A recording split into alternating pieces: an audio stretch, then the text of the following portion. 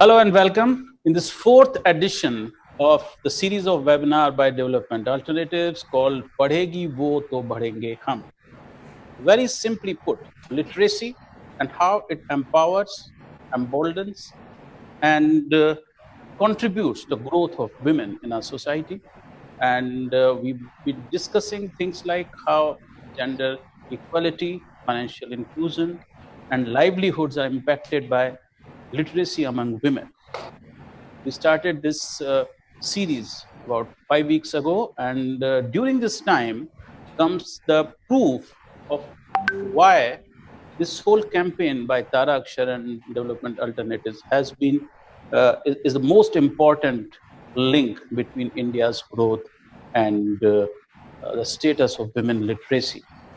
The World Economic Forum has just released its 2020 study and report on gender gap, and India has slid back 28 points, and now India stands in gender gap 140th country among 156 totally included in the study. So that shows that how the gender gap is actually in different walks of our lives is holding India's potential back.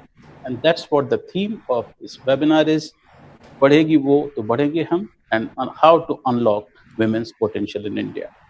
Today we have absolutely a galaxy of eminent people from different walks of life in this webinar, and I'm very sure and confident that we are all going to enjoy it. And at the end of this dialogue, we are going to have some solid steps to do, as they say, a to-do list of what to do when it comes to connecting women with our economy, our society, and through literacy, how we can achieve this huge task. On top of my list is Mallika Sarabhai, cultural icon of India, Padma Bhushan awardee, and a champion of social change. Thank you very much for joining us. She's joining us from Ahmedabad. We have Ravi Sterling from Washington, D.C. in United States. She's the director of Women Connect at USAID, and her global experience in working at the intersection of technology and women issues is going to give us a lot of new points to discuss about and talk out a path ahead. Thank you very much, Ravi. We have Sameer Garde from Bengaluru, and we are talking about digitization in India and post-pandemic, how important it has become to literate people and include them in the national mainstream. He's the CEO of Cisco, world's leading company in the job of connecting people, and also the SAARC countries. And he's been working with the citizen service centers in India in thousands and planning then how the artificial intelligence and connectivity in education, agriculture, and health can take us forward. We have Manisha Singh, who's head of CSR and communication at Nokia, which all of you will remember has been a synonymous of mobile telephony in India and affordability in connectivity. Thank you very much. She joins us from Gurgaon. We have Rohtash Mal, last but not the least. He's MD of EM3 Agribusiness, pioneer, entrepreneur, award winner, and who has been witnessing India from bottom up, that is from its villages, as his contribution. And also he's a person who's been responsible, I would say, in connecting India as his very senior role at Airtel in north of India. Thank you very much, all of you. Before we start, I'd just like to put a little bit of perspective on this, that post-pandemic, the COVID pandemic, and if you want to join us and participate in this campaign, you can donate, you can volunteer, and those are the numbers and those are the websites where you can do that. So post-pandemic, now it's become absolutely important and essential for people to be connected, especially women. As we talked about the gender gap in telephony, in connectivity. You can look at the numbers. These are GSMA reports. 38% of women use a mobile phone in India. Only 38% women use mobile of India. We go forward and we find this. Look at these numbers. Mobile internet awareness is absolutely pathetic when it comes. And we have got this report, Bangladesh and India, and you can look at it that in 2017, only 19% of women knew about mobile internet. And by 2019, it's become even 50% among women. Only 50%, only half of the women in India's rural lands internet is something which has become absolutely essential in receiving government benefits, health, education, and all sorts of public benefits with the government besides. If we go forward and look at just phone ownership between Bangladesh and India, so look at these numbers slightly carefully because they are divided in the types of phones. So if you look at India, and that too among women, 31% women own only the simple basic phone, which has no apps, no other connectivity. It's just simple talking sort of phone that you can just say, call up someone and say hello. Only 6% women own feature phones where there's some enhanced capability of communication, and 14%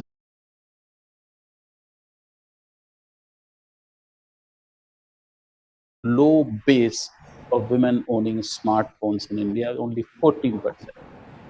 This is a great opportunity for people who are in phone business and in connectivity business, but it will take time, an arduous task to reach out to all these women in India. This is another example, the gender gap which we keep talk about. So gender gap in mobile ownership is 20% in India. Women own 20% less phones than men. But in terms of mobile internet users, the gender gap is about 50%. You can imagine how long a journey, how long a road we have to walk. And while I'm talking about only technology in terms of making women literate, using new technology, empowering themselves, there are many other means of communication, and dance and cultural activities is one of them. And who else but Mallika Sarabhai to talk about it, that how does she connect with women in all her social work and all the challenges she takes up for women of our country. Mallika ji, tell us what has been your experience in terms of how literacy and communicating with women is empowering them. I think when we talk of literacy in the Indian context, we have to be very careful because over the last many decades, we have been trying to push literacy, and what we have is a lot of people who can sign something but are not otherwise literate. They are called the neo-literates, but they can barely read, they can barely do anything, but they do know how to sign their names. So I think what I am seeing is, for instance, we run a program in municipal schools in Ahmedabad, or we used to run pre-COVID, where we use folk dancing to empower children. Empower children, make them less shameful of their bodies, give them confidence, give them the kind of life skill edges that education alone in a school does not give. When COVID struck, we tried to see if we could keep in touch with them online, and of course we couldn't, because in municipal school children's households there's probably one phone, so there's no way of keeping in touch. But we do also know that when a completely unlettered woman gets a phone and she finds the wonder of being able to use the internet to answer her most basic issues, like what do I do if I'm bleeding too much, or what do I do if my child is very sick, or he's not getting enough nutrition, or she's not eating enough.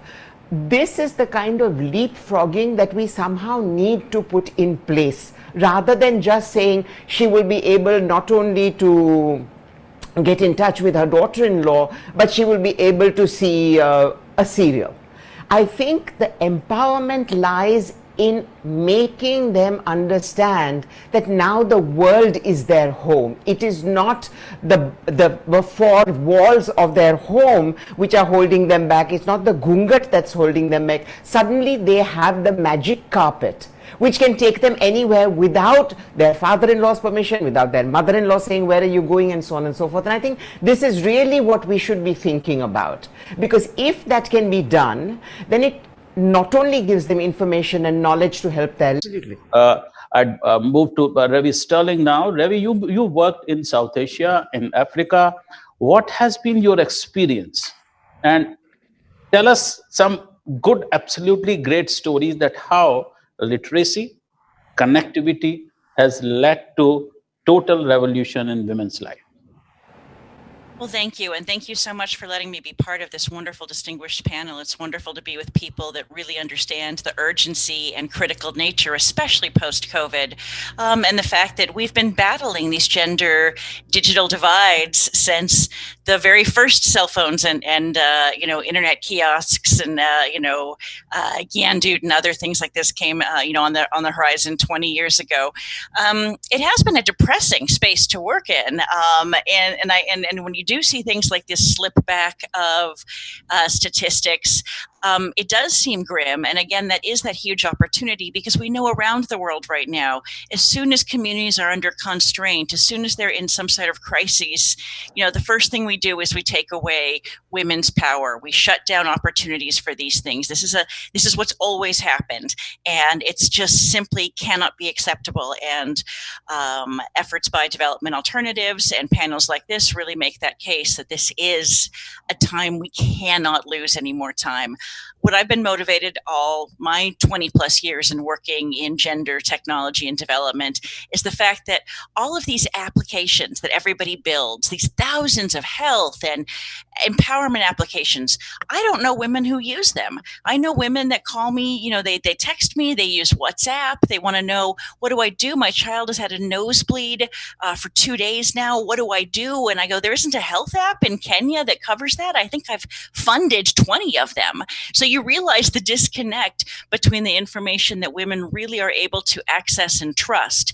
And that's where I think that that's where the opportunities really are. It's partnering the donors and the funders who do have a lot of goodwill and in some cases heavy pockets to come in, but they have to build that on the CSO expertise of what's going to work very specific to this community.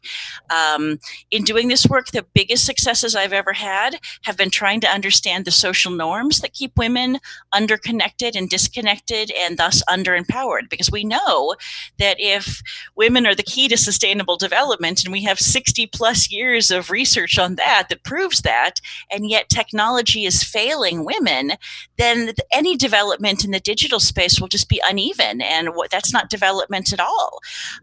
So working really with fathers, with husbands, with mother-in-laws, with family units, with panchayats, with religious leaders, that's where I've been focusing most of my time, is to understand what they're so afraid of. Why are empowered women so terrifying? And what really is, what's the concern? Is it an affair? Is it empowerment? What are these things that people are terrified of? And then developing ways where women can safely and appropriately start using the internet and start bringing benefits to their families. Like you talked about with the women in the bags and MP, this is amazing. These kind of stories are the things that keep us going all the time. But we can't just drop the technology and expect it to be an easy change for everybody. We have to be thoughtful about it. We have to start with small bits and make sure that everybody's bought in, and this doesn't become a woman versus man thing or an elders versus youngers thing. It needs to be something that everybody benefits from, and that takes time. And unfortunately, donors, funders, that world is thinking on a different time schedule. And so I really think the most successful projects that I've seen around the world are the one where we get to take a year, 2 years, 3 years and understand that root, those social norms that have to be addressed, and then we can really let internet flourish. And I've seen that in many communities. I've been working with a community in northern Nigeria. I've also been working with a community in Bihar, where we have worked with those people that are afraid of women using the internet, what it's going to do to their family, the shame it might bring, the cost associated with it, bad, morals happening, immorality. And in these communities, because we've been thoughtful and slow with the progress, we now have 100% of the men that said they would never let their wives in either Nigeria say, absolutely, all of my wives and daughters should have phones. This is beneficial for the community. And that's really where you just go, oh, this is why we do this work. Again, very, very encouraging thoughts there, and your experience there. We'll get back to the main issue here, that whose role is bigger and who takes what kind of role among the governments, the not-for-profits, the NGOs, and the corporate sector donors, as you call it. But I'll go to Samit Gade now, and he is now heading in India one of the largest connectivity companies, Cisco. I just read one of his interviews, and he was talking about that they are going to connect 30,000 CSCs, which are citizen service centers in India. And if today, Samir, you go to the Play Store and say CSC, you'll get this whole lot of apps which are in CSC, and none of them have downloads of more than 100,000 in a country of 1.3 billion. What's gone wrong, and how can we push it further?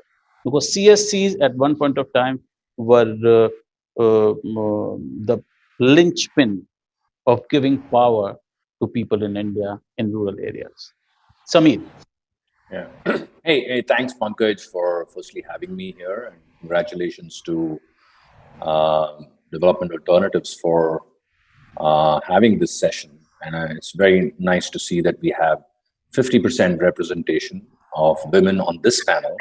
At least you got that right. It's a good beginning, right? A 60% would have been even better, but 50 is a good start. I personally believe, I think the discussion around mobile phones is real. The discussion around whether women are getting adequate opportunities is also real. Whether it is gender equality or gender equity. And I think those are discussions that are very important to have. But in my opinion, I think the big issue, and I'm going to put the elephant in the room, right? I personally believe that, and I see this in the corporate world, right? Whether it is a technology company, and for whatever reasons, in 30 years, I've worked for 7 companies, 2 or 3 of them technology, some of them are FMCGs. I've always believed that even senior leaders in corporate India have significant gender bias, right? So if once you go down the pyramid, so to say, and you go down to the rural areas in India, you can imagine how much of bias there is over there, right? I think you shared the data from GSMA in that survey for mobile phones, but actually Google did another survey on mobile phones, which was very interesting, right? They actually came up with a thing which said that most women in rural India actually share a smartphone with their kid or with their husband, right? And the husband is savvy enough to figure out what has she been surfing on that smartphone, right? Which actually discourages her from learning more from the internet. And this was a pretty insightful finding from that Google survey that they did across a lot of villages in India. Now, you can have internet through BharatNet going down to every panchayat in India, right? But if you don't address the gender bias of males in India first, to get the gender equity and gender, equality discussion going at that level, any amount of technology is not going to change this, right? And personally, I also believe that to the point that Ravi made about empowerment, and I think Malika also talked about empowerment. I think women, whatever experience I have had, in corporate life. Uh, if you, as a man or as an equal, are able to provide the right equity and the right empowerment, frankly, in more cases than one, 8 out of 10 cases, you'll find women do better in jobs than men. I'll give you an example. When I came into my role in Cisco 4 years ago, I had 2 ladies in my senior management out of 8, 25%, right? And now you may say this is bad, right? It should be 50%. But the issue that I saw there was not so much about the percentage of women. But the issue that I saw there was that they were paid for the same job 25% lower than men on the same job. And I'm not kidding, I'm not exaggerating. Both the women were paid 25% lower than men doing the same job. So I think we first need to address equity issue before we address the equality issue. And we need to address, like I said earlier, the bias issue of men before any technology can help change this equation, right? So I think those are points that I would probably start off with, and then I'm sure there'll be lots of discussion around this. Okay, we'll hold you true to what problem you actually. It's quite explosive what you said, and actually understandable. This is how bias, takes place in societies, and this is how bias is taking place in online world and in connectivity. This thing. And we'll discuss that at how do we deal with that. But before that, I'd like to go to Manisha Singh of Nokia. And as I said, that affordability is a key constraint, a barrier for women in rural areas in developing countries to get connected. 34% women say that the cost of the handset is a barrier. Then about 16% say that the cost of the connectivity, your plan, digital plan, so that's a barrier. So coming from that point of view, do you think because women do not have education, financial independence, and that's why these barriers for women are higher than the male population? Manisha? Yes. Thank you for the question, Pankaj. I think I'd like to start by referring to a very apt observation that one of your esteemed panelists at the last webinar had made. Shabana Azmi ji had said that India is a country that lives across several centuries, and women more so. And I think that's most evident when you look at the access to mobile internet and the usage of it. So there are two aspects to it. One is how to access it, and the other is what it can do for you, how to know how to operate it and to use it for what it is, and there are several barriers to it. So to mobile ownership, there are definitely barriers. Affordability is a significant barrier, and that clearly stems from the fact that financial inclusion, when it comes to that, I think in Indian women and rural women more so will rank abysmally poor in that aspect. But more than that, I think there are these social and cultural barriers to mobile ownership that actually hamper the aspects that Ravi actually alluded to. And in our project that we are doing as Nokia, because we are in the business of setting up networks, and that naturally translates into bringing the broad benefits of broadband connectivity to rural India. So it reflects in our corporate community investment projects also, where we are setting up these digitally integrated village ecosystem, providing access to broadband connectivity, either through existing, let's say, BharatNet connectivity or deploying that connectivity, but also educating and making them aware of what that connectivity can do for you. And when it comes to women, most of the conversation, of course, geographically, there is a certain spread to it, where in North India, you see a greater reluctance for women to come out and participate in it. But definitely the social and cultural barrier become the most important. And that's something that we have to deal with, of course, together with the partners, for them to educate that this is not just about, it's not just about your woman getting access or getting empowered, but it's also for the larger good of the family and the villages. And I share the optimism, and this is all coming from the project that we've been doing. To a large extent, I share the optimism that Ms. Sarabhai also showed, that when you educate a woman, you educate an entire family. And when you empower a woman with digital tool, actually you are empowering a whole village. And we've seen that in bits, in parts. I think there is definitely evidence of that, and slowly and steadily that's increasing. There is an uphill task, but definitely as women are getting to know about digital tools, they're getting literate on how to use it and what it can do for them. They are definitely stepping out and doing things that were being seen as a male domain earlier. So it could be doing a bank transaction, or going to or accessing healthcare, or opening, applying for a gas connection, or applying for an Aadhaar card. Now, some of these things they had to go to the nearest township, and that there is barrier to mobility of women. But today, because there is a connectivity and they know about it and how to access it, and these services are closer home, there's definitely greater empowerment and inclusion. And once they experience that, they want to know more, they want to do more. I would temper that definitely with what's the barriers that social and cultural environment offers. But definitely, once the women are educated about what it can do for them, they definitely want to step out and be more participative in the progress or the socioeconomic development. Spot on.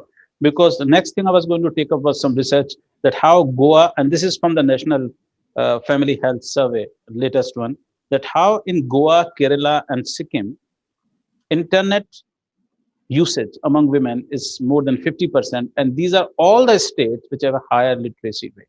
So thank you for saying that if you enable a woman with education, you are enabling a family, a panchayat, a village, a district, a state, and a nation. While when you are enabling a man, he is enabling himself. So that's Samir is laughing at it. But that's how we've been discussing. We've had 3 very good webinars on this, and this I'm sure is one of the very educating ones. We can move over now to Rohtash Mal, and he has insights in 2 kinds of the subject we are discussing today: education, literacy, and women empowerment. He's worked in the villages as a person who is providing for the first time in India agriculture services, so directly related to rural areas. And number 2, that he was in the first wave when India was being connected. He was the person who actually ordered massive armies to go and lay down the cables and all that. Your opening statement, Rohtash Mal, and how do you see these 2 things connected, and how do you see literacy, women empowerment connecting us to our future? That's quite an act to follow. But thank you, Development Alternatives, Pankaj, Samir, that is Samir Kapoor. Sorry, Samir Garde, I will talk about you as well. It's a delight to what could have been colleagues 14 years ago, Manisha and Samir Garde, because my telecom story ended in 2007, which is when I left Airtel. And it's great to see, we hadn't imagined what life would be like. Forget about in 2021, not even in 2011, right? So India has very, very rapidly shifted. And the second, Reva, have I got the spell, the pronunciation, I hope? Ravi. Well, that's Indian Ravi. Thank you. You're from USAID. And one of my largest investors is the Global Innovation Fund, which you support literally, I think, 1/6 or 20%. So in a sense, I am an investee of yours. A small world. Yeah, so we catch up somewhere or the other. So with that as a backdrop, and I think to put it in context, I won't take you to telecom and the basic stuff. I think we're past that point where we need to understand that women, mobile, internet, rural entrepreneurship, etc. These are all coming together, and I think that is well understood. What is not understood, I guess, is what is it that we mean by the term literacy? Now, my experience on the ground, and I will put it in context, what do? We are India's first taxi service for agricultural equipment.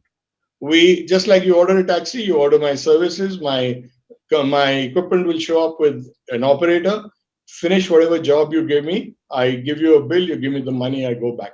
We're a taxi service, right? So that's agri-mechanization. Moving on to ag-tech, and finally to fintech, agri-fintech. And put it quickly in context, we are in 330 places in Madhya Pradesh, Rajasthan, and Eastern Uttar Pradesh. We have 3,500 villages under us so far, expanding rapidly. We do 40,000, 45,000 farmers, so far, annualized basis. And in a year, we probably do 250,000 to 250,000 acres of service to the community. We are not an NGO. We are a for-profit company. We haven't absorbed a dime of philanthropy capital of any kind. We don't have a paisa in debt.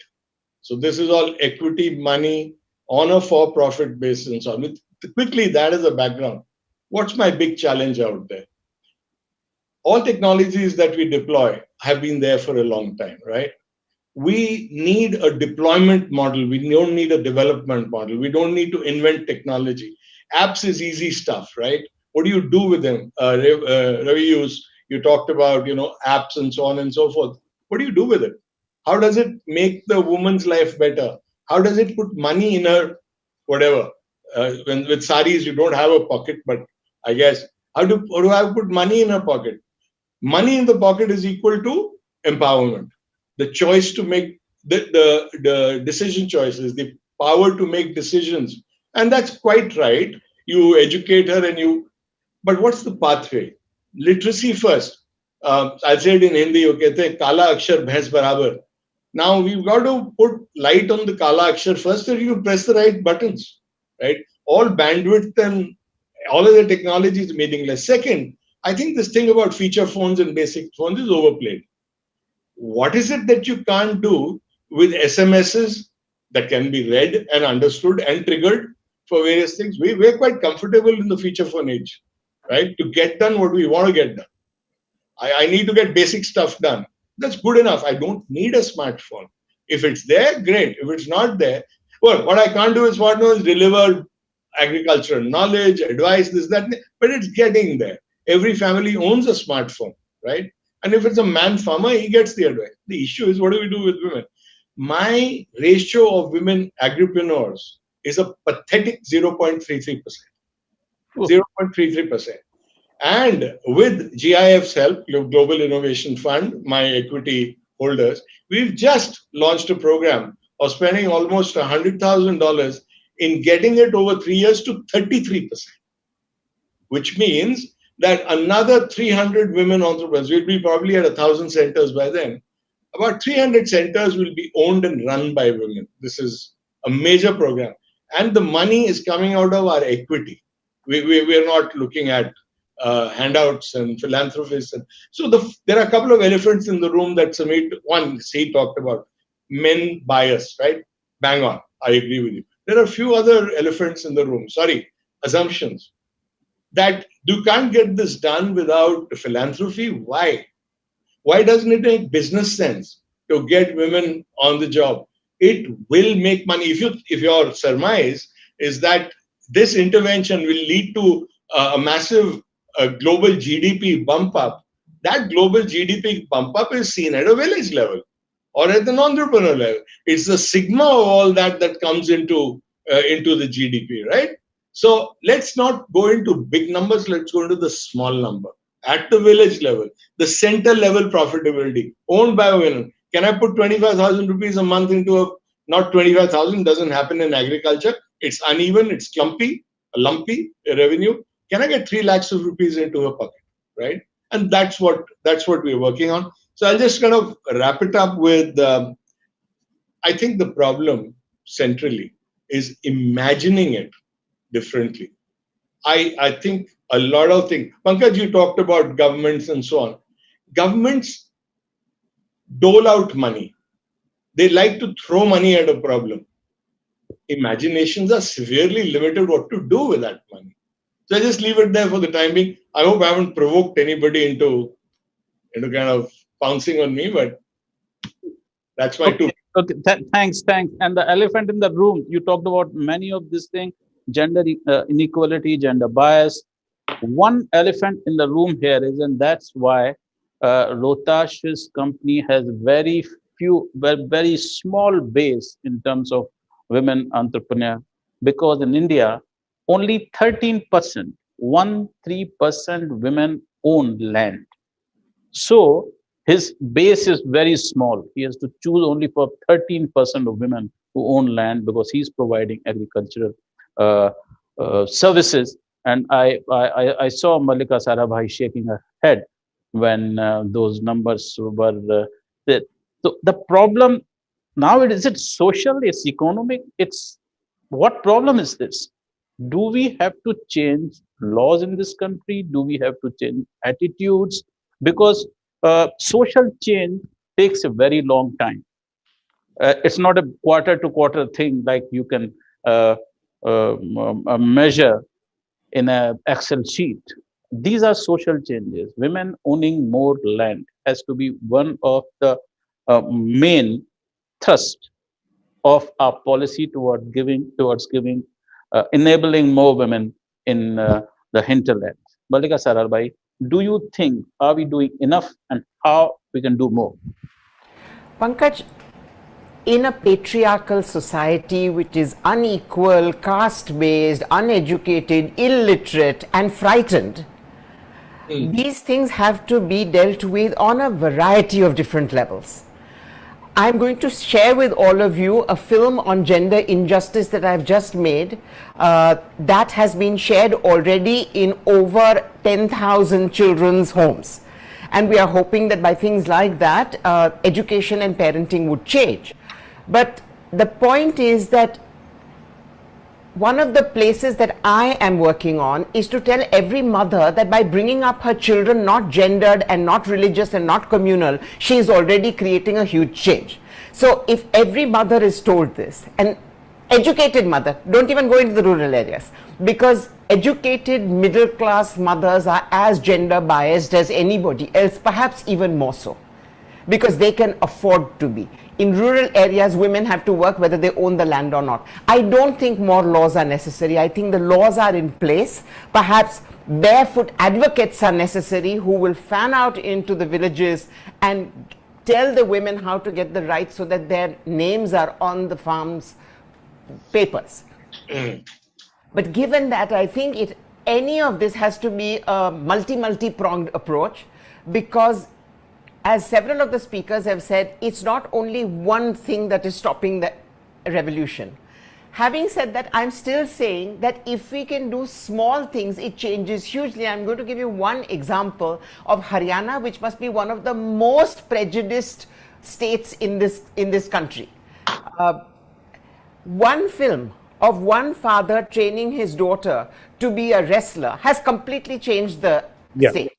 Every little girl wants to be a wrestler. Every little girl is being encouraged to be a wrestler. Think of what that means empowerment-wise. If we can find those triggers and trigger them, if we can find one good man who is not frightened of his daughter becoming educated, becoming empowered in each village in this country, we will have started a revolution.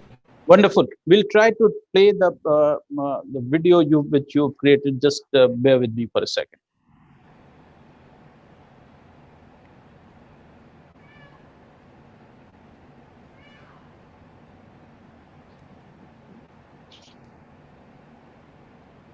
But I really love that idea of that movie which has changed. Haryana's women are getting more medals for India.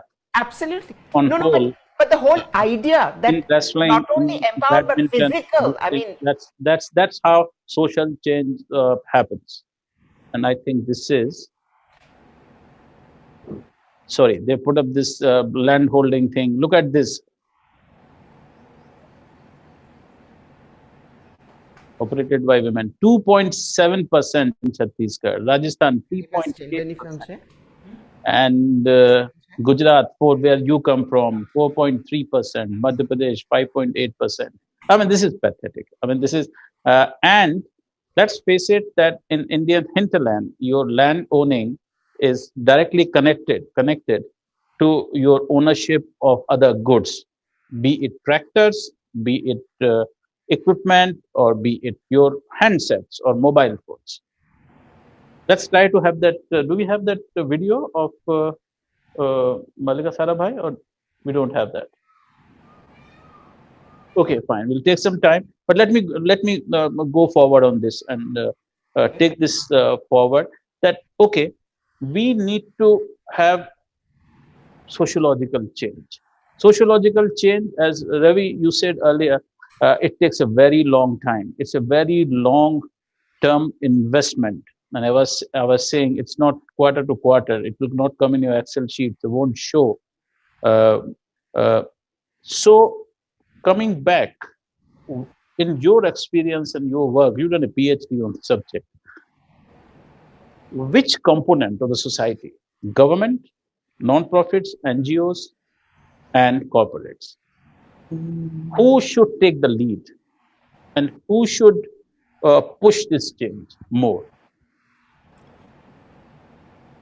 Well, I'm going to probably not make any friends by saying this, but I think the organizations that are closest to the women and closest to the family and closest to the cultures have to take the lead. I think the aid model is very broken. It's not sustainable. I think that what Ratash was talking about with for-profit companies is where aid absolutely needs to go. But what we don't need are people like me with PhDs sitting here in Washington telling Indian communities what to do. What we do need is for these wonderful organizations on the ground who know the reality to basically really show their expertise and really push to us in a way that they haven't before, their assessments, the facts on the ground. I was trying to think when Samir said, yes, we need to look at the fact that men are looking at their wives' phones and going through them. I remember when I was working for Microsoft Research in Bengaluru in 2007, the biggest thing I was doing was working in the slums to help women understand how to clear their cache. So, I mean, this is something that's an evergreen issue that NGOs know, that civil service organizations understand, the real realities of women. And I would hope that people with some perspective and who've been in this a long time, like several of us have been, really can help these organizations push this information up. Because when I say something, it's unbelievable. When I go to USAID often with my gloom and doom statistics about the gender digital divide, people actually don't believe me. They go, I went to India, I saw every woman with a phone. And I said, oh my God, I mean, nothing is worse than the personal bias of personal experience. Or I went to Kenya and my maid had a phone, so we're fine. So people don't understand the reality, and we really need to push that up. We need to talk about the Panchayats and the bans on women's cell phones, even though it's getting better. We need to talk about the fact that 30% of all women, when they're given a phone, like in state schemes and things like that, it's immediately taken away by the husbands. And it's the local organizations that know that. And the larger organizations and the people like Samir and Manisha and Ratash and Malika, we need to be the ones that are giving them that platform to say, this is the truth. And this is what we really, really need to do. And I think the other thing, yes, social change does take a long time, but I think there are quick wins you can have because the technology time frame is so short. I look at programs like, Digital Green, who's been very successful, in India, et cetera, and how they really give people a platform to be praised. And the fact that, if someone is doing a good practice, we can illuminate that. Now, if some man is letting his wife and children use a phone and he never has before, let's celebrate him on, local access TV or at a local village. And other people are going, oh, I want that attention too. I want to be a good man. I want to be a man that's doing development. So I think we also just really need to, as soon as we find a positive form of deviance in a community, we really need to celebrate them. Those are the wins for me. That's exactly what Tara Akshar has been doing for 10 years now. They have got out of 1 million women who have stepped up on this. You are talking about, your maid or your household help. So that's a huge thing. And that's exactly, but we need that 250,000 to go up to 1 million and 10 million, and that's what's needed exactly. And Samir was also talking about, you talked about Samir and Manisha, and work for corporate this thing. How do we scale up from here? We have a wonderful story in Grameen Bank in Bangladesh. Bangladesh today is on the verge of making more money, more incomes per capita than India. And it's largely thanks to the participation of women in Bangladesh economy. But they have scaled up. And one of the parts in Grameen Bank was that they were giving free mobile phones to everyone who was becoming a member of the bank. What can we learn from these things, Samir, and how you plan to deploy all the hard work and money from Cisco, and it's part of your global strategy and thinking? Yeah, I mean, so I think, one of the things we did as part of the pandemic learnings, and we had a vision statement or a mission statement for the company, which was there for around 30 years before last year. It says, we will help people work, learn, and play. And we changed that based on what we saw during the pandemic and the lack of inclusion of technology for good. And we recently redefined our purpose for the company to say, to power an inclusive future for all. Now, that in itself was a statement which kind of made people sit up and take notice and say, this is very different from a corporate company which is focused on profits, going away from work, learn, play to an inclusive future for all. But I think, broadly, I would say each one of us in this panel and each leader outside of this panel needs to be able to influence this in his or her own areas, right? So what we are trying to do is to change and make efforts focused on bringing the benefits of technology to India's most underserved and underconnected communities, like both women in both urban and rural areas. So for instance, to empower women entrepreneurs in India, we personally believe, and you'll hear a lot of these stories, right? A lot of these numbers that get thrown around, right? If India has to become a 5 trillion economy, then 50% of India's population, which is women, need to get jobs. But there are no bloody jobs, right? There are no jobs at this point in time. So just by saying something like, if women get more jobs, the economy will grow, is a misconception. So I think you need different types of jobs and creation of jobs and platforms which can help you create those jobs. And that's what we are doing with Niti Aayog and with Bain and Persistent. We have partnered and built what we call a women entrepreneurship platform. And one of the things we decided in our CSR, Pankaj, was that we were kind of giving CSR money to around 15, 16 NGOs till now. And now we've kind of cut back and said we will do it only for large platform solutions, right? So this is one of those platform solutions where we believe there is a potential to create between 15 to 17 crore new jobs by 2030. The platform will cater to both rural and urban entrepreneurs, but only women. And it'll be only entrepreneurs. So it's not about creating a job as much as creating a business, to the point that Rohtash made, right? And it supports and facilitates both established as well as upcoming entrepreneurs. Features like community and knowledge modules on the platform to allow the entrepreneurs to connect with fellow entrepreneurs, because that's another big thing that we miss, right? How do entrepreneurs learn from other entrepreneurs who may have succeeded or failed? What should they watch out for? So I think this is a platform where we believe we can help between 15 to 17 crore women over the next, let's say 9 years or 10 years, become entrepreneurs in India. And that's what I keep going back to, right? I think those statistics that some of the consultancies kind of throw out saying, if all the women in the world start working, the global economy will grow by $13 trillion. Well, if growth on economy was so easy, we would have done it by now, right? It's not happening. It's not happening because there are some barriers which we need to go over. And I think we as leaders need to be able to enable and change those barriers and remove those barriers in our own ways. Will this change? Sorry, I just want to. Will this change? I think that the tenor at times when you are talking like this, someone said that we should have more stories from the ground up to celebrate success stories. We try to do that. That's why we are like partnering with this endeavor, this campaign. But the thing is whether the change will come from below or change will come from top. Sometimes when we start thinking, and my language also becomes that, can we enable women? Who are we to enable women? I mean, we have to create.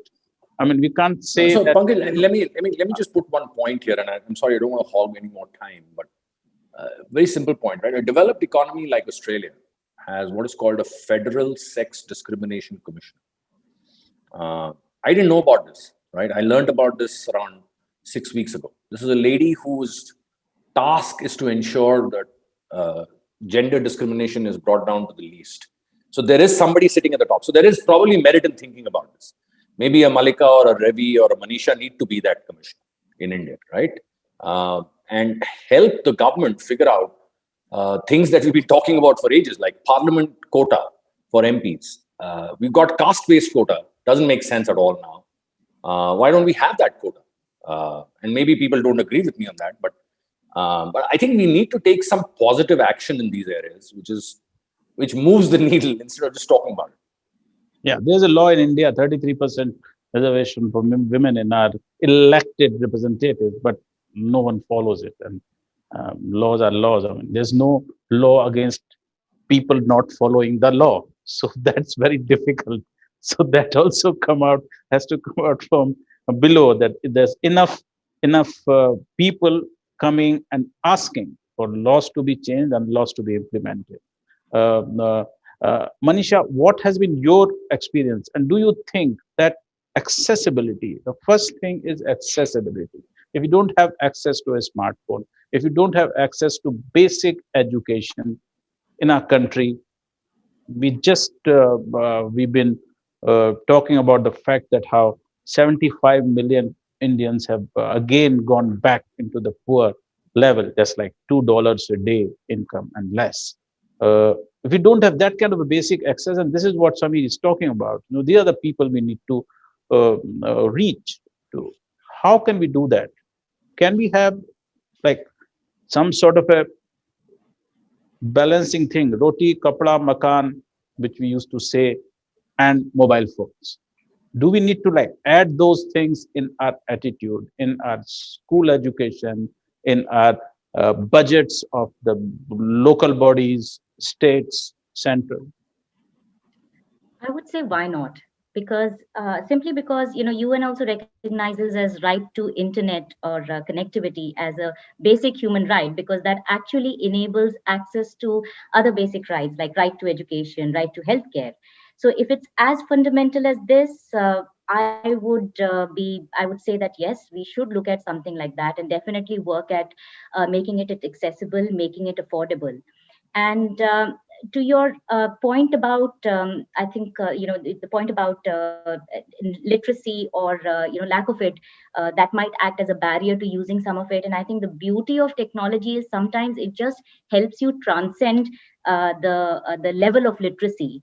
So, for example, in a smartphone, I think what we need to focus on is making content available in a language and a format that is more, that is more acceptable in terms of how women or even anybody who's at that level, at a marginalized level, is able to consume it. And often that's not restricted to your letter literacy.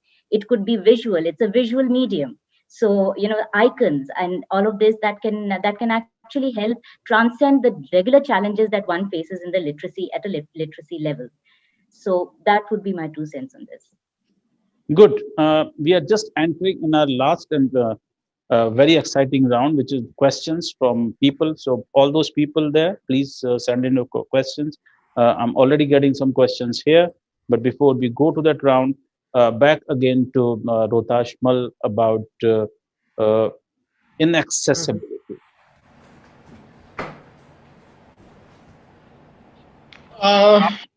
Sorry.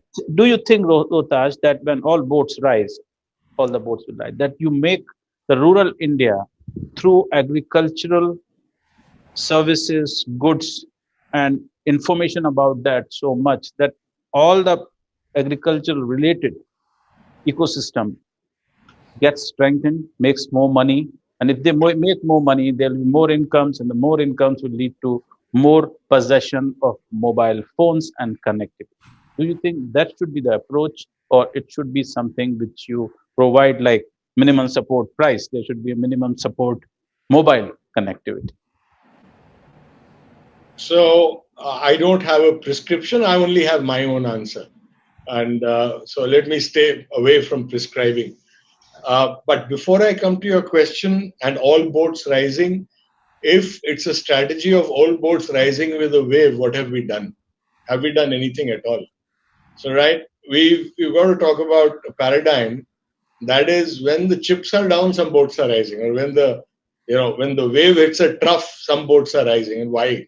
Look, agriculture showed during COVID that it was COVID resilient. At a time when the rest of the economy broke its back on minus 30, 35%, agriculture held up the rest. It was plus 1-2%. And I remember that vividly. It was the same time last year. March, April, May is the numbers I'm talking about. But before I go ahead, let me just sort of a couple of things you raised which kind of want me to answer. Number one, this land thing you talked about. Look, at one level, it is important that women own land, but we'll have to wait forever to make that happen. Think about bypassing farming and agribusiness, right? Using agribusiness to bypass farming. Let the men carry out that stuff with land ownership and so on. But there's a wealth of opportunity available out there. Why aren't we tapping into that? Number one. Number two, as far as your question of whose responsibility, I really don't know. I only know that to whatever extent we individually can make a difference, we go out there and make a difference. Third, to Sameer's point, everybody will do what they want to do. However, let's not forget, the size of the problem is gargantuan. Therefore, you need a North Atlantic Treaty Organization, a NATO of people coming together with a common view of where North Pole is and walking together, supporting each other. And I mean institutions, right? We haven't yet had any sense of the people, the kafila, the caravan coming together in that sense. One is beginning to see parts of that happening. The thing about cross-learning, very important. The moment you have a kafila, a caravan, cross-learning will automatically happen. So I think at the fundament of this is cross-learning, success stories, etc., etc. The media, look at, Pankaj, this, where was Krishi Darshan? You remember the Krishi Darshan of old, and there was a dedicated set of programs. It's vanished completely off the media map. If 1/6 of your economy is in the dungeons, do you expect, and there's no rays of light shining on them, what do you expect? And to answer your question on agriculture, sure. Look at we are today at 24-25% of global standards of productivity with the best sunshine, the best water, the best soil in the universe, right? And I'm talking about benchmarks of productivity. And the difference between these two is agripreneurship, is agriculture technology deployed on the farm. I believe, and obviously I believe because that's where I am, I believe that is a major part of the answer. Software is flattening out. Manufacturing has flattened out. What are we talking about the rest of the economy? Services, sure, going up, and the gig economy and so on. Agriculture still is in infancy. We are still, in a lot of ways, somewhere between 1947 and 2021, right? I think we may need to make up. Good. Yes, absolutely. And what you talk about, what the media is doing, Yes, you're right. I mean, if we start like that movie Dangal about women and wrestlers and all that, if we start this a cycle of showing people what is good, what is successful, what gives them happiness in all this pandemic, depression and uh, downcast moods, that is going to be very important. But so for that, we have the now the video made by Mallika's organization. Let's see that and let's see what we can learn from this.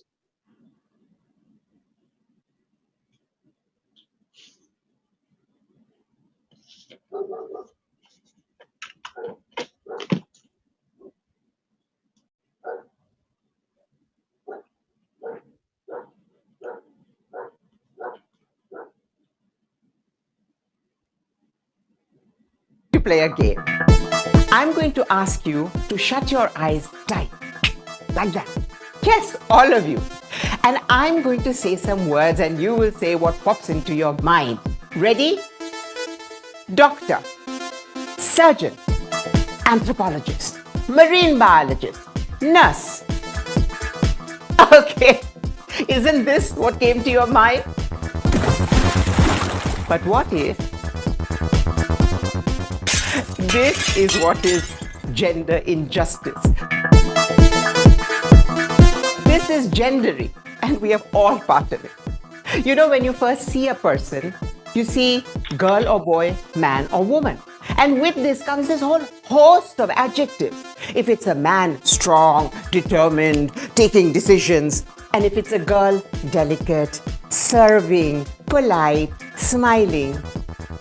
I've been fighting this since I was very young, 5 years old, when I first noticed it. And you will fight it too, as did these people.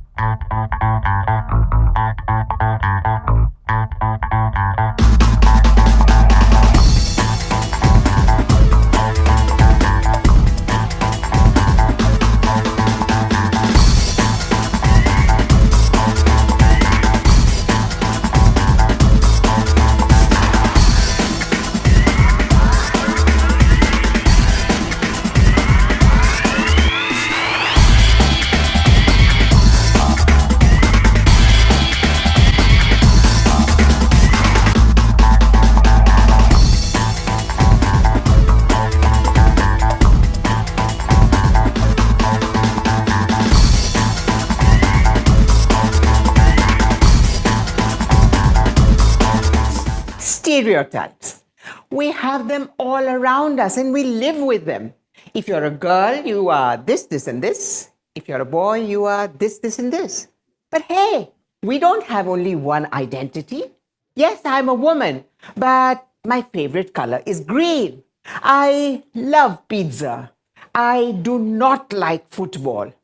I love reading books. I love Sherlock Holmes. I love wearing different earrings in different ears. So, I have, like you have, many different identities. But the stereotypes even go into our language. Take Gujarati, for example. Take the word bal, strength, and abal, weakness. So, what is a woman? A woman is called abla. Or take khatlo and khatli. A khatlo is a big, strong bed, and a khatli is a poor, delicate one. So, is this a problem? Of course, this is a problem. Can kids change it? Of course, you can change it. And we must, because it limits us. This kind of stereotyping limits us, limits our growth, limits where we want to be, who we want to be. So, you need to fight it anywhere you see it. And it's everywhere. Tell me, does your mother treat you and your sister differently? Do your parents treat you and your brother differently? In school, do girls get pink and boys get blue? Do the pictures in your textbooks show boys as active and girls as playing or picking flowers?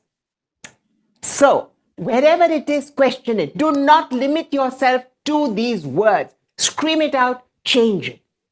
How can you use the arts? Oh, the arts are an amazing language.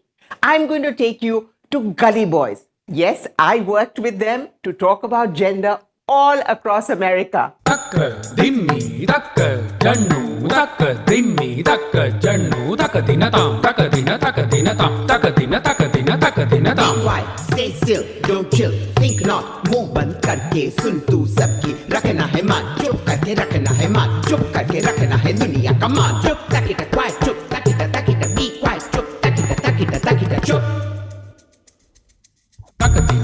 चुप रहो शांत, तेरी खुले रखो कान, मुंह पे पट्टी बांध, सुन कहना मान, बातें तेरी अनजान, लगे जैसे अपमान, सुन करे ले ज्ञान, मत करे इनकार. Be polite, be polite, don't speak up. Be polite, don't speak up. लड़की हो चुप ताकिटा quiet, चुप ताकिटा be quiet, चुप ताकिटा. लड़की हूँ मैं ये कहती खुद से, मुझे ना मुक्ति ये बंधनों से सदा. रह चुपचाप न कर मजाक, न सुननी बात, यही संसार तेरा. स्त्रियों का जीवन यही है, वही है सही. Think, wish, love, speak. Don't. चुप ताकिटा quiet, चुप ताकिटा be quiet, चुप ताकिटा चुप. Chup. No, don't be chup. You have to shout, you have to bring notice to this injustice, however small, in every way. If somebody says mankind, say stop humanity. If somebody says actor and actress, say stop actors. You can go to your teacher and point out when the textbook is wrong or when she or he is wrong. You can stop a friend and say, don't say that because that is stereotypical. Listen, you don't all need to be performers. You can be whatever you want. You can be a sports person, or you can be a painter, or you can be an accountant. But each of us every day needs to bring to notice the injustice and change it. Listen, you can change the world. So make the difference at last and be free.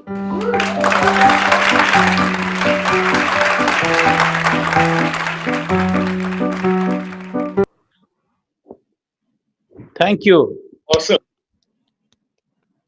Amazing. That's mind blowing. Absolutely. And that is also a prototype, I think, and a template on how to communicate digitally with people about very complex issues. So this is the kind of thing we have to develop in terms of reaching out to men, women, everyone. And thank you very much, Mallika, for sharing that with us.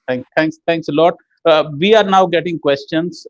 Before this was played, I'm sure there will be a lot of questions that will come up for Ravi. And people think that Ravi is Ravi, which is actually Ravi in Hindi is sun. So, very sunny. Ravi, please tell us, women use digital platforms to do activism. How do you use the digital avenues for strengthening their work and enabling them? And another question for you, what exactly do you think is the underlying fear in men that they consider it access to phones problematic everywhere in the world? Well, those are great questions, and those are the questions that I've been trying to answer for many decades. So it's going to take all of us to address these.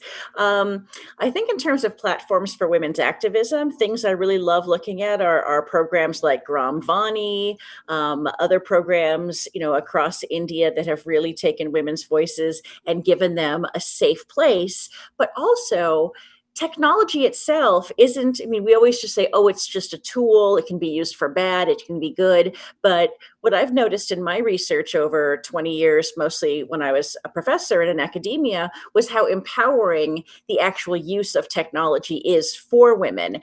And so when women are using a mass media technology, be it the internet or a chat room or community media, etc., we have lots of family members and men that are like, wow, my wife must be smart. She's being played on this IVR channel, or she's being highlighted in this profile of women that are really doing good things in the community. So not only is technology a way to help women come together for activist aims, it's also in itself an act of empowerment to use the technology and to have that technology mediated channel where people go, oh, wow. Or like with a digital green, wow, there's a video of her. She really must know what she's doing. So I think in a way, technology legitimizes women's efforts in a very strange kind of psychological way, but I'll take any way we can, anything to help advance women and have them taken more seriously. A project I did in East Africa years ago brought women's voices into the public space via community radio stations, et cetera. And it was so interesting to hear husbands and parents go, I never really thought my wife or daughter was smart, but now, I mean, she really is because other people are telling me she is. So I just think there's a really interesting interplay always between technology and society. And that's where we need to find those avenues to make sure women's voices do get amplified so that men and women alike can say, oh, that makes a lot of sense. Maybe I should think about this. I think dance, I think media, I think plays and theater. I mean, all of these things we know that can incite behavioral change, we also need to do in technology-mediated environments. And the second question, I'm sorry, I forgot what it was, but I promise I'll be more quick with it. Second question was about... why are men so afraid? Yeah, underlying fear, yeah. You know, I think it's location by location. It's always interesting for me to ask men why they're so afraid. And honestly, one of the big things I get from India to Morocco to Montana, which is, here in the United States, is the fact that, when women are empowered, it somehow makes men look less empowered. My wife is going to be smarter than me. I had a Uber driver a few weeks ago, and she said, I can't wait for the libraries to open up because my husband won't let me have a computer at home because he thinks I'll finish my degree. I mean, that's here in Washington, D.C. Looking at the fact that, I love the dogs, Malika. That's wonderful. My cat was very curious. My office is full of dogs. Sorry, you too. I think it's always really important to understand what people truly are afraid of. In some communities, I hear again and again, I'm worried my wife will have an affair. Well, infidelity and pornography and indecent behavior didn't start with the internet. These are things that have gone on forever. But the internet, of course, does make it much more close to home, much more accessible, much easier. We have to say, well, why would she have an affair? Are you being a terrible husband? In a lot of ways, we have to push back and say the internet is, yes, it's bringing the world to your doorstep, but it's also bringing you to the world's doorstep. In one community in India that I was working with, mother-in-laws didn't want their daughter-in-laws to have phones for many reasons. But in this case, the one family I was working with, the mother-in-law said, actually, I would let her have a phone if I could track where she went outside of the house. And, here to me, I would say, like, what do you mean you're going to track me? I'm an American, my privacy. But the woman, the daughter-in-law said, sure, turn on location. She'll see I go to 3 different places and then I come home. And the mother-in-law, after looking at the technology logs and looking at her routes, was like, oh, fine, you can have the smartphone. You're not doing anything naughty. So it's so strange that the onus is on the women to show that we're going to be good online citizens and not bring shame and not bring, any sort of badness to the family. But I think we can also do that. If we're going to work with people's fears, we have to find creative ways of saying we can assuage. That is so true, Ravi. I just posted for the panelists. I posted an article. Unfortunately, it's a English article with a Hindi title. It basically talks about the Raja Beta syndrome, right? Which is what your moms do to you as sons, right?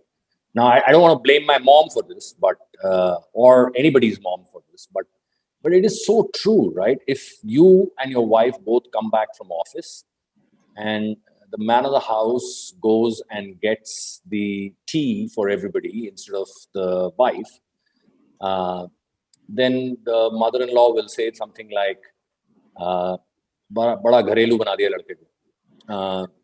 So there is at every step of the way someone kind of putting this bias in your head, right? So we as parents now, we need to make sure we don't put that, and hopefully we haven't. But I think you're absolutely right, Ravi. And maybe Mallika, you could consider some of the examples in that article and make a play out of it. Sure. It's actually very, very well written. I just think it's so funny. This weekend I was on a panel, and one of the men was very surprised. He goes, "Well, what do you possibly know about software?" And I just wanted to be like, "I was a software engineer. What do you mean?" It was just, the bias is everywhere, in America, in India, anywhere, and we need to work on this together. True. And this is in a world, by the way, both of you talked about, where the only voices on computer by big tech companies are Siri and Alexa. Absolutely. Both women. So there is a... But Pankaj, there you can switch them off. You can't switch off your wife or your mother or your daughter. But the very wonder I know I digress, but if you look at Siri and Cortana and Alexa, there's so much written about how they were written by men to be ideal women. So if you ask Siri a naughty joke, she goes, "Oh, I'd blush if I could," and things like that. And that is just perpetuating these stereotypes. I mean, this is everything that's wrong with technology is Alexa. Absolutely. So let's bring it back to what we were talking about, and absolutely right. And that fits into the next question, which is for Manisha. Internet is a very urban-friendly phenomenon. What kind of attempt is required to ruralize it? Besides the video we saw from Mallika, how to ruralize this whole thing from Alexa and Siri to talking women in Jalpaiguri and Indore and such places. Are you talking about just the access part of it, or no? I'm just talking about it. Yeah, the whole. It's very urban thing. Internet in India. If we ruralize it, I mean, not ruralize it, but make it accessible to rural areas, especially to women, what do we do? That's a very good question, Pankaj. Actually, when we started off with the SmartPur project about 2 years back, we, with our optimism and excitement that we're going to transform the whole village by just bringing broadband connectivity in, we were ill prepared to deal with this barrier that you just rightly pointed out, that internet was seen as a very urban phenomena. And the biggest question that we had, men and women alike, I mean, women we got to only later, but the biggest thing is like, what is this going to do for us? They only thought of entertainment, and their 2 GB mobile phone data plan was good enough for that, and that's about it. And what more it could do for us? I mean, I don't go to a corporate office and sit there and work on a laptop. So what is there in it for us? And I think the biggest example was also when we were trying to do this telemedicine, and we said, hey, you know what, we will give you access to 63 doctors, experts across the country who can actually advise you on your ailments. And their answer was that, yahan to doctor bhi nahi aata hai, a doctor doesn't come to the village. So how is it that I'm going to speak to somebody who's like 63, in a different location, 63 different locations? And there we realized that it was actually about, not just about, customization, but actually building awareness that people didn't have, forget women, even men to begin with, they could not identify with internet and what it could do for them. And again, this is something that, as corporates, we need to have a lot of patience. We are a technology company, and we are used to rapid pace of deployment and change and development. And we had to exhibit a lot of patience to first deal with changing this mindset. This wasn't a transactional project. This is a transformational project. You have to deal with a social mindset where it is perceived like a certain phenomena. You need to break that, and then also get to the point where you are actually dealing with gender biases when it comes to this phenomena. So we had to do a lot of community mobilization. We have to work with panchayat. Instead of creating a parallel setup, a parallel organization, we actually tried working through CSCs also, CSCs, and take the buy-in of the local administration, the local government, and engage with the community to first educate them, then say that. So a large part of it was also content. So when it comes to education, instead of content, which is actually, a student who's sitting in Delhi is accessing online content, is not the same as what somebody back in a remote village would understand that. So customization of content was equally important. So that's something. So a lot of it is about all of this. Dealing with these barriers, customizing contents, making it more understandable and acceptable to the community members.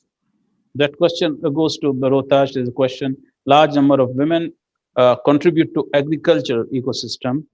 Can you talk about how simple technologies and what Manisha was talking about, demonstrably simple technologies can help them to increase efficiency? Yep. As I dive into that, again, my experience is, just the frame is agriculture. So here's what you can do, right? Apps in hand, she goes around collecting demand for services. App in hand, she goes around collecting cash and depositing it, and the information flows. App in hand, she organizes demand so that my machines can move in a certain sequence. I'm a taxi service, right? My biggest KRA is hours per day per machine, right? I need to keep the wheels moving.